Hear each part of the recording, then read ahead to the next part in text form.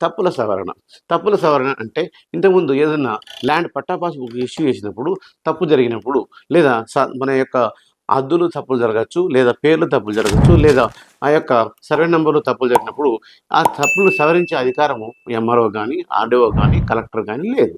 So కానీ ఇప్పుడు అది లేకపోవడం వల్ల ఆ యొక్క తప్పుల సవరణ అలాగే కుప్ప మారిపోయి ఇప్పుడు ఎవరికి ఏం చెప్పుకోవాలో అర్థం కాక రైతులందరూ ఎంతో గోస అనుభవించడం జరిగింది. దాన్ని సివిల్ దావాకి వెళ్ళి సివిల్ కోర్టులలో తేల్చుకోవాలంటే కొన్ని సంవత్సరాలు ఏర్పడ్డది. కాబట్టి ఈ తప్పుల సవరణకు ఈ యొక్క భూభారతి చట్టము 2024 చాలా క్లియర్గా తెలియజేసింది.